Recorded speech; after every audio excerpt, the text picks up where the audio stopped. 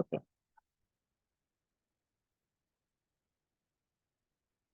तो आज हम लोग स्टार्ट कर रहे हैं, इकोनॉमिक्स का क्विक रिवीजन ले रहे हैं। पहला चैप्टर से आज हम लोग स्टार्ट करेंगे। First chapter is about introduction to micro and macro economy. तो सबसे पहला क्वेश्चन ऑब्जेक्टिव में आपको पूछा जाता है, वो सबसे पहला क्वेश्चन है चूज द करेक्ट ऑप्शन। तो पहला है द ब्रांच ऑफ इकोनॉमिक्स,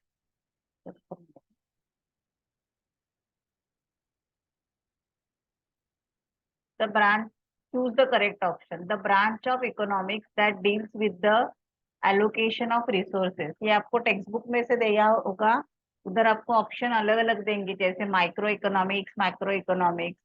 यहाँ पे उन्होंने क्या दिया है, देखो, the branch of economics which deals with the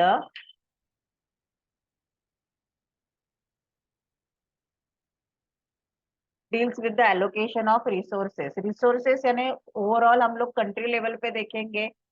okay, तो ये जो है आएगा आपका macro economics, not micro. Micro small level पे काम करता है और मैक्रो ओवरऑल लेवल पे सोचता है। तो अगर हम लोग रिसोर्सेज की बात करेंगे तो हम लोग ओवरऑल नेशन के बारे में बात करेंगे, तो it's a macro economics.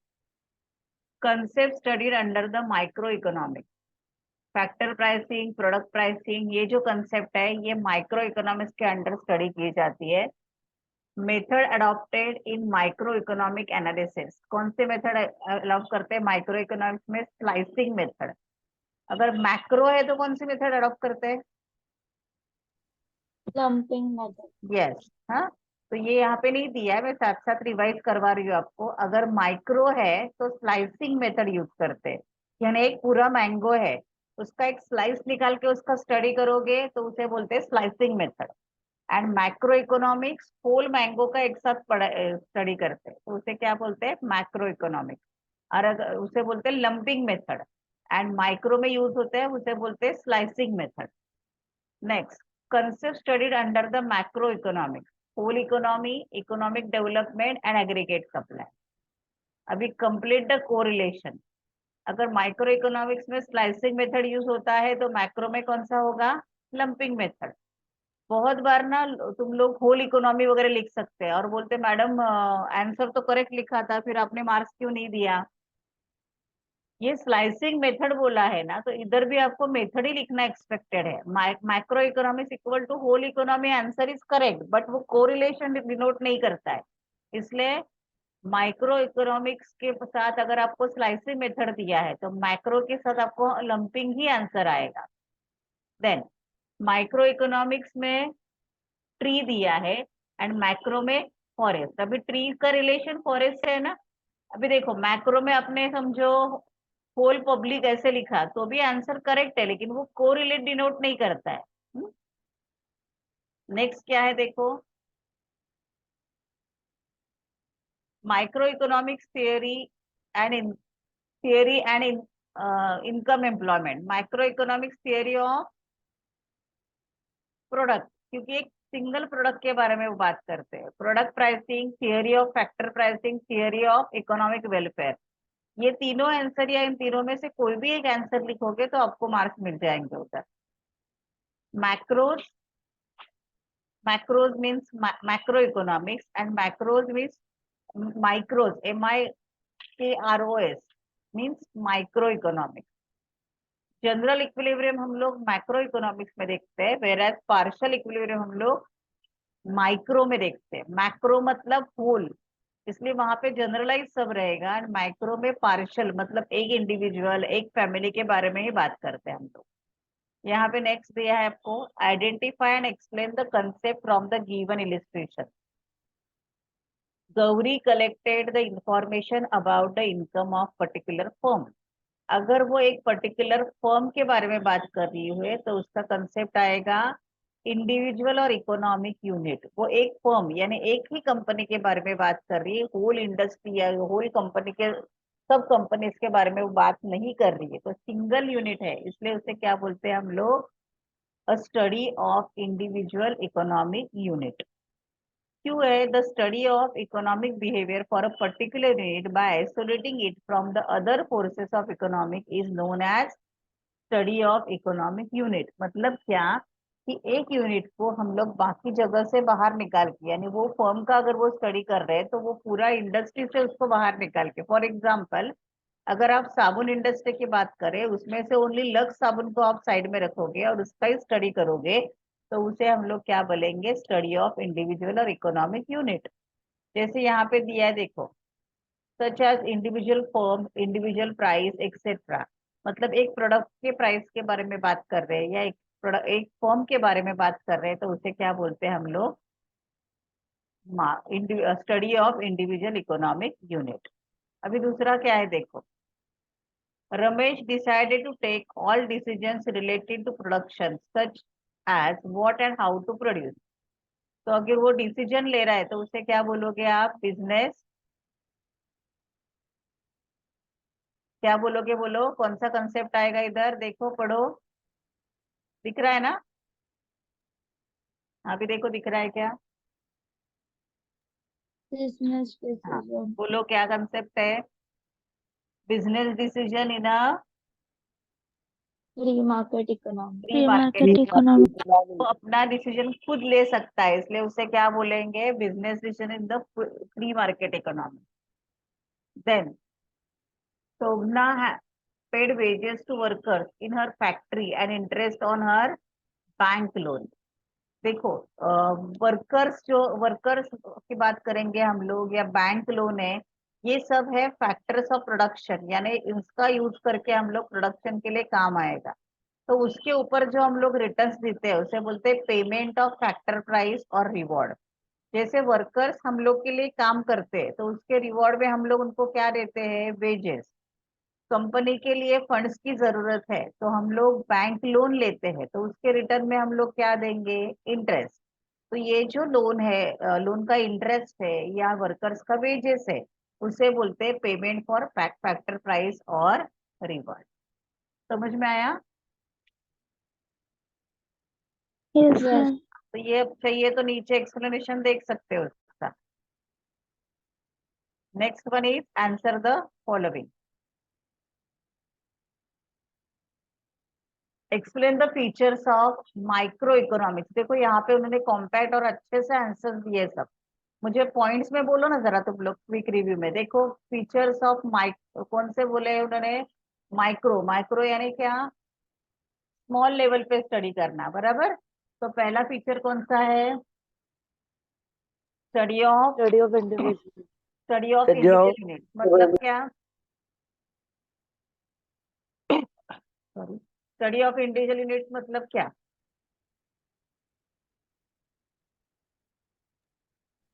Small small individual unit का study.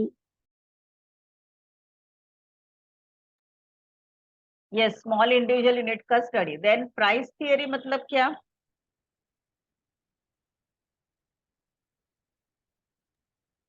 What is price micro theory, एक माइक्रो पर्टिकुलर इकोनॉमिक। प्रोडक्ट का प्राइस कितना होना चाहिए, प्राइस अप एंड डाउन कैसे हो जाएगा, यानी डिमांड कम ज्यादा है तो उसके हिसाब से प्राइस कैसे कम ज्यादा हो जाएगा, ये हम लोग क्या देखते हैं, प्राइस थियरी में देखते हैं, राइट।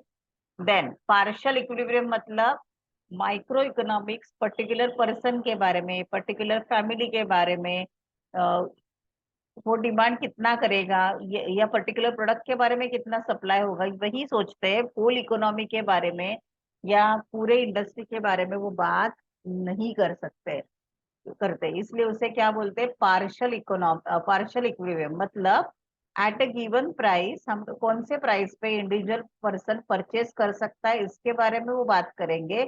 होल पर कस्टमर्स के बारे में, सब कस्टमर्स के बारे में वो बात नहीं कर रहे। Okay, then based on certain assumptions, micro economics certain assumptions पे बेस है। कौन से एजम्पशंस है वो, कौन से एजम्पशन पे डिपेंड है वो बोलो, माइक्रो इकोनॉमिक्स के एजम्पशंस कौन से है, पढ़ के बोलोगे तो भी चलेगा। मार्केट में परफेक्ट कंपटीशन है, lazy fair policy, what is lazy fair policy,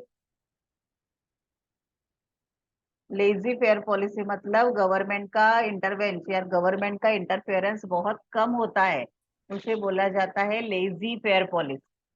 then use of marginal principle, slicing method, analysis of market structure, limited scope, क्योंकि वो लिमिटेड एरिया में ही स्टडी करता है, इसे बोलते हैं फीचर्स ऑफ माइक्रो इकोनॉमिक्स. अभी what are the different what explain the importance of macroeconomics. Macroeconomics का importance किसके लिए है? फंक्शनिंग ऑफ इकोनॉमी, आपका इकोनॉमी अच्छे से चल रहा है कि नहीं है, ये सब देखने के लिए हमें मैक्रो इकोनॉमिक्स का स्टडी करने की जरूरत है. Then economic fluctuation, economic fluctuation किसे बोलते हैं आप? Micro economics helps to analyse the causes of fluctuation in income and output, यानी इनकम क्यों बढ़ रहा है या आउटपुट क्यों बढ़ रहा है या कम हो रहा है, इसके कॉजेस फाइंड आउट करके उसका रेमेडी ढूंढने के लिए आपको मैक्रो इकोनॉमिक्स हमेशा हेल्प करता है.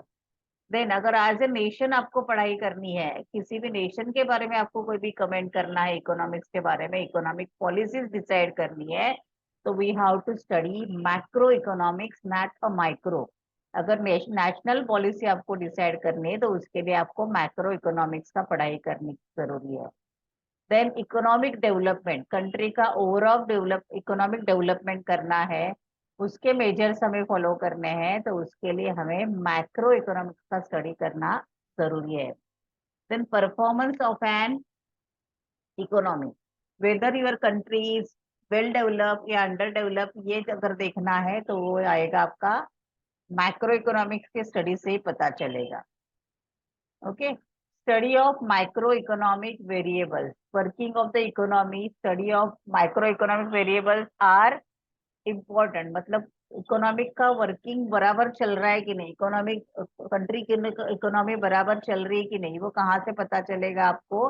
मैक्रो इकोनॉमिक्स के स्टडी से. Then level of employment, whether the country is under full employment या लोगों के पास एम्प्लॉयमेंट है कि नहीं, अनएम्प्लॉयमेंट लेवल क्या है, ये सब स्टडी अगर आपको करना है तभी आपको माइक्रो इकोनॉमिक्स का स्टडी हेल्पफुल रहेगा. Then explain the scope of macro economics. Scope, इन्होंने बहुत ही छोटा सा आंसर दिया है, इतना छोटा आंसर आपको नहीं लिखना है. स्कोप ऑफ माइक्रो इकोनॉमिक्स अगर आप देखोगे तो टेक्स्ट बुक पे आपको काफी बड़ा आंसर मिल जाएगा. क्या है स्कोप ऑफ माइक्रो इकोनॉमिक्स, बोल सकते हो? टेक्स्ट बुक निकाल सामने रखा है ना, मैंने बोला था आपको कि क्या रिवीजन होगा आज, रखा है क्या? Yes. हाँ, क्या है स्कोप? हाँ देख, मैम. टेक्स्ट बुक में दिया होगा उधर. Theory of product pricing, theory of factor price, हाँ, चलो theory छोटा of मोटा economic. निकाल जरा. income and employment. तो टेक्स्ट बुक में से वो देखो, यहाँ पे उन्होंने थोड़ा शॉर्ट आंसर दिया, इतना शॉर्ट आंसर नहीं लिखना है. अभी देखो ये वाला क्वेश्चन ठीक से देखो. हाँ, state with the reason whether do you agree और डिसएग्री विद द स्टेटमेंट. पहला क्या दिया है? Scope of micro economics is unlimited. Micro का अनलिमिटेड रहता है क्या? No, micro is limited.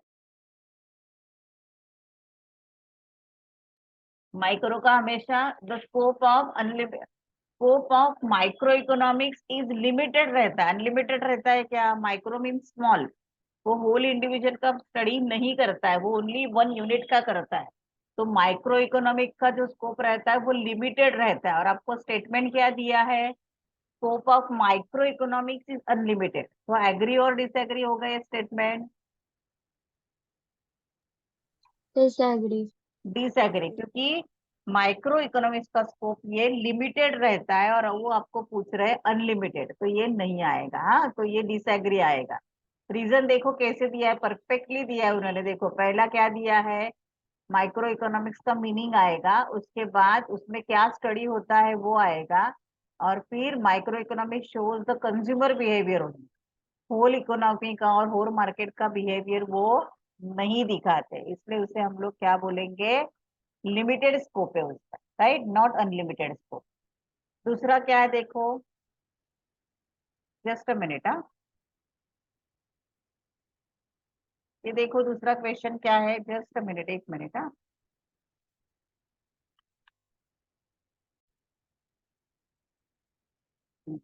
Next क्या था देखो, पढ़ो क्या है। Micro economics is different from, macro economics is different from micro economics. Different है या सेम है? माइक्रो और मैक्रो में डिफरेंस भी देखा था ना हमने, तो दोनों सेम या डिफरेंट है? डिफरेंट। डिफरेंट है। माइक्रो इंडिविजुअल लेवल पे काम करता है और मैक्रो होल एज स्टडी करता है। तो इन शॉर्ट आपको क्या करना है देखो, दोनों डिफरेंट है ना। Micro is different from, yes I agree with the statement बोलने का। और फिर पहले इसमें क्या आएगा, माइक्रो और मैक्रो का मीनिंग। इन शॉर्ट आपके पॉइंट ऑफ डिस्टिंग्विश मालूम है ना आपको, distinguish between micro and macro सबको आता है। Yes. हाँ, तो वही यहाँ पे आपको पैराग्राफ के फॉर्म में लिखना है। Got it? Got Okay. It? Yes, ma'am. Yes. अभी नेक्स्ट देखो क्या दिया है। Micro economics uses slicing method. Agree और डिसएग्री?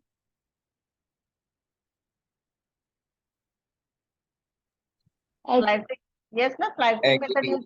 एग्री, हाँ। क्योंकि माइक्रो इकोनॉमिक्स में स्लाइसिंग मेथड यूज होता है और मैक्रो इकोनॉमिक्स में कौन सा मेथड यूज होता है? Lumping method. Correct, very good.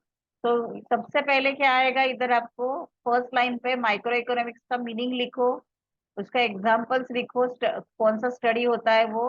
Right, for studying individual unit micro economics split the economy into small individual economic unit. ये इंपॉर्टेंट है आपको। टेक्स्ट बुक में एक स्लाइसिंग मेथड करके एक पॉइंट ही दिया है, देख रहा है आपके पास टेक्स्ट बुक रहेगा, देखो स्लाइसिंग मेथड ऐसे पॉइंट ही दिया है, देखो वो दिख रहा है। Yes, ma'am. हाँ, तो फर्स्ट पैरा में आपको माइक्रो का मीनिंग लिखना है और सेकंड पैरा में वो स्लाइसिंग मेथड लिखना है। Got it? कैसे आएगा आंसर, समझा? Yes. Next, micro economics is known as income theory. बराबर है क्या? इनकम थियरी माइक्रो में होता है या मैक्रो में होता है? Macro. Macro. Micro. मैक्रो में होता है, right. So no, I disagree with the statement.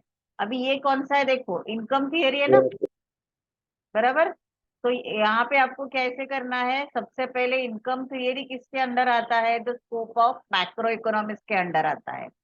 तो पहला स्टेटमेंट क्या हुआ, income theory lies with in the scope of macro economics. फिर आपको मैक्रो इकोनॉमिक्स की स्कोप में इनकम थियरी करके एक टेक्स्ट बुक में पॉइंट दिया है, देखो टेक्स्ट बुक सामने है तो आपको समझ में आ जाएगा। उधर इनकम थियरी के जो पॉइंट्स है वही यहाँ पे लिखा है, देखो macro economic explain how the price of variety of goods and services are determined, है ना। ये आपको कहाँ से मिलेगा, मैक्रो इकोनॉमिक्स के स्कोप में इनकम थियरी जो दिया है ना उसमें से आपको ये आंसर मिल जाए। Next one is answer in detail है, देखो explain the importance of micro economics. किसका इंपॉर्टेंस पूछा है? माइक्रो इकोनॉमिक्स का। तो पहले helpful in explaining price determination. Individual level पे अगर आपको प्राइस डिटरमाइन करना है तो आपको माइक्रो इकोनॉमिक्स का बहुत ही यूजफुल है। Then understanding the working of free market economy, यानी लेजी फेयर बोला ना, गवर्नमेंट का इंटरवेंशन कम है, तो वहां पे आपको माइक्रो इकोनॉमिक्स हेल्पफुल रहेगा। Helpful in foreign trade. Foreign trade समझते हो, फॉरेन ट्रेड मतलब क्या?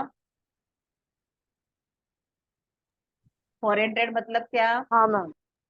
Import and Import and export. हाँ, helpful in economic model building. Economic model अगर बनाना है किसी भी कंट्री के लिए तो उसके लिए यूजफुल रहेगा। Helpful businessman in taking the business decision. Individual businessman को अगर उसने माइक्रो इकोनॉमिक का स्टडी किया है तो उसको इंडिविजुअल लेवल पे अपने बिजनेस के लिए डिसीजन लेने हैं तो उसके लिए उसका बहुत ही यूज है।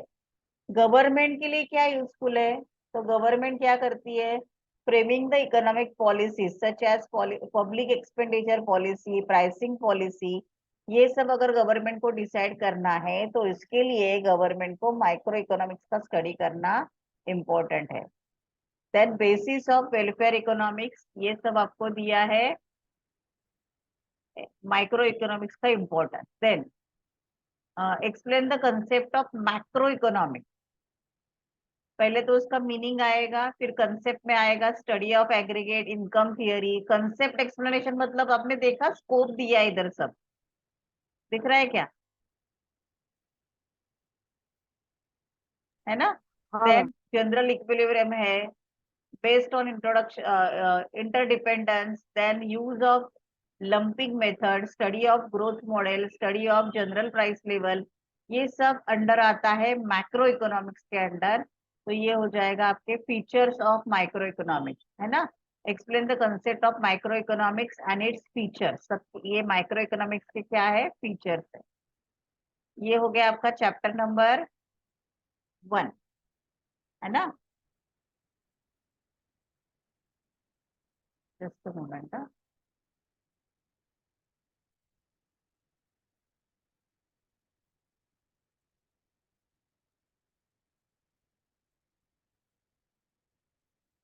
अभी चैप्टर नंबर 2 देखते हैं हम लोग।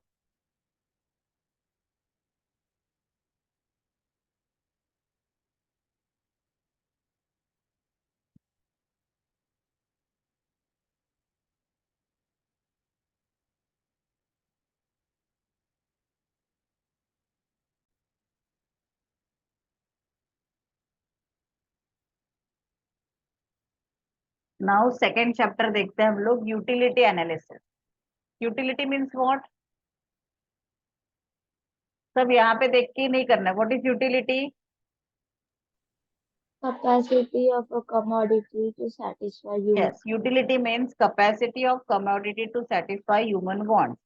किसी भी कमोडिटी में ह्यूमन वांट सेटिस्फाई करने की जो कैपेसिटी है उसे बोला जाता है यूटिलिटी। तो अभी ये सेकेंड जो चैप्टर है आपका वो यूटिलिटी से रिलेटेड है।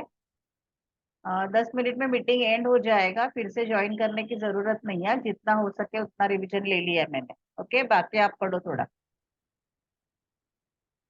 देखो सबसे पहले क्या दिया है, complete the following statement by choosing the correct alternative. पहले क्या है, in the law of diminishing marginal utility Alfred Marshall assumes that marginal utility remain,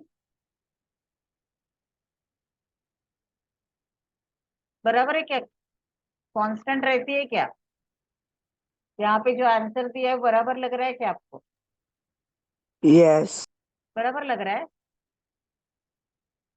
The law of diminishing marginal utility, wrong. Arthur Marshall assumes that marginal utility, No, total utility remains constant ना. Total utility constant रहती है, वो increase होती है। Total marginal utility क्या होती है, law ही बोल रहा है ना, डिमिनिशिंग मार्जिनल है ना। तो इसका आंसर क्या होना चाहिए एक्चुअली, इसका आंसर क्या होना चाहिए, Decrease. डिक्रीज होती है ना, Oh. बराबर ना, हो। डिमिनिश होती है ना। लॉ के हिसाब से मार्जिनल यूटिलिटी क्या होती है, एवरी एडिशनल यूनिट हम लोग कंज्यूम करते हैं तो मार्जिनल यूटिलिटी क्या होती है, डिमिनिश होती है ना। समझे क्या, या कांस्टेंट रहती है, हाँ. बोलो। टेक्स्ट बुक में देख के बोलोगे तो भी चलेगा, बाद में मुझे ये आंसर कंफर्म कर लो एक बार आप। मेरे हिसाब से इधर डिमिनिश का आएगा। As per the law of diminishing marginal utility measures of utilities assume to be cardinal, ये स्पेलिंग रॉन्ग हुआ है, कार्डिनल, सॉरी, हाँ बराबर है, कार्डिनल। कार्डिनल मतलब यूटिलिटी हम लोग नंबर्स में काउंट कर सकते हैं, हाँ उसे बोलते हैं cardinal measurement. marginal utility of economy commodity becomes negative when total utility of commodity is falling। जब आपका टोटल यूटिलिटी फॉल होना स्टार्ट हो जाएगा तब आपका मार्जिनल यूटिलिटी क्या हो जाएगा, फॉलिंग। यानी देखो MU of the commodity becomes negative. अगर मार्जिनल यूटिलिटी निगेटिव है तो टोटल यूटिलिटी आपका डिमिनिशिंग, कम होता जाएगा। अगर आपका मार्जिनल यूटिलिटी 0 है तो आपका टोटल यूटिलिटी मैक्सिमम रहता है। पॉइंट ऑफ सैटिटी किसे बोलते हैं, है ना आपको उसमें, व्हाट इज पॉइंट ऑफ सैटिटी?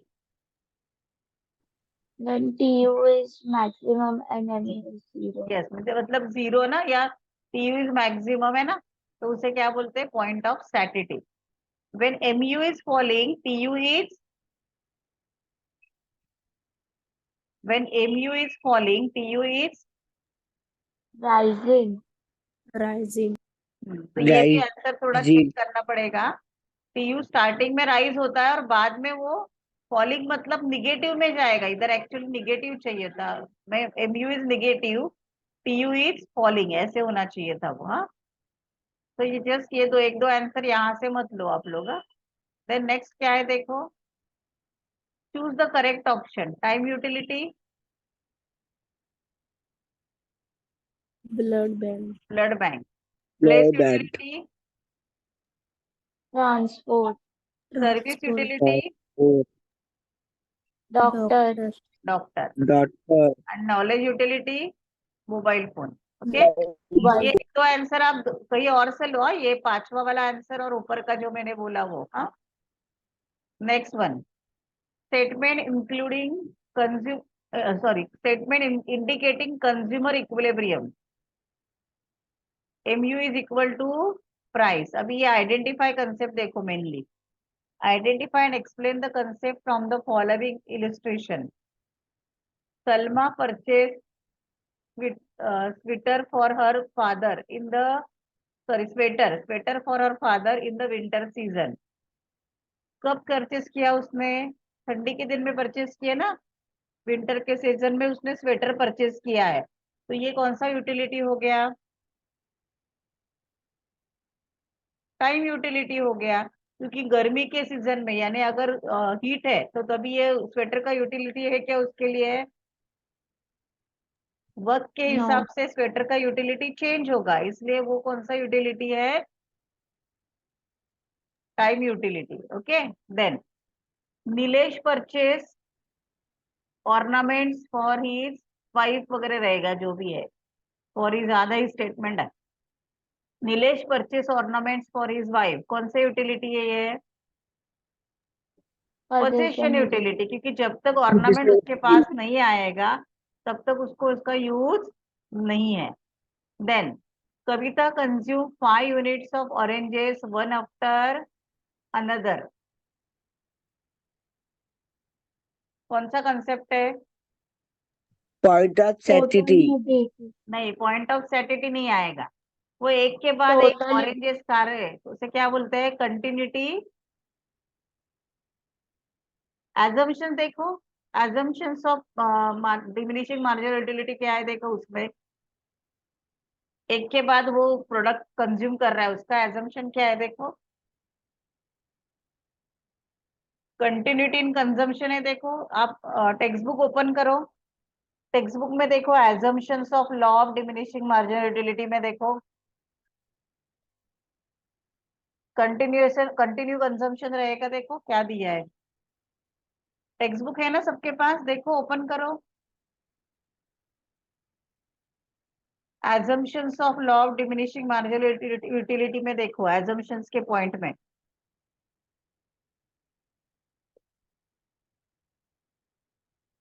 मिला क्या? हाँ. हाँ, क्या है Continuity. हाँ, कंटिन्यूटी इन कंजम्पशन है ना, समझा ना?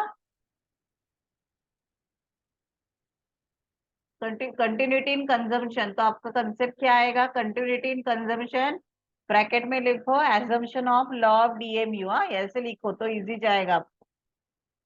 कंटिन्यूटी इन कंजम्पशन, ब्रैकेट में लिखो assumption of law of diminishing marginal utility. Then Bhushan refuse to eat fifth chapati after eating fourth chapati, ये आएगा सैटिटी। अथर्व समझा क्या? एक और चपाती खाने के लिए उसने रिफ्यूज किया, क्योंकि उसको सेटिस्फेक्शन लेवल मिल गया ना, 0 हो गया है, उसके आगे अगर वो जाएगा तो उसका यूटिलिटी निगेटिव में जाएगा, मार्जिनल यूटिलिटी, इसलिए वो नहीं बोल रहा है। तो इसे क्या बोलेंगे हम लोग? पॉइंट ऑफ सैटिटी और रैशनल कंज्यूमर। रैशनल कंज्यूमर क्यों है? कि जो रैशनल है, जो ठीक से सोच के बिहेव करता है, वो क्या करेगा? पॉइंट ऑफ सैटिटी के बाद कंजम्पशन स्टॉप करेगा, एक्स्ट्रा कंजम्पशन नहीं करेगा। Then Lalita satisfies his want of writing an essay by using pen and notebook. Pen and notebook का उससे क्या है, यूटिलिटी मिलता है ना, तो पेन एंड नोटबुक से उसका वांट सेटिस्फाई हो गया, इसलिए ये कौन सा कंसेप्ट है, यूटिलिटी। यूटिलिटी का मीनिंग क्या है, utility is refers to capacity of commodity to satisfy human wants. Okay, then utility of commodity दिया है, देखो टीयू दिया है, एमयू दिया है।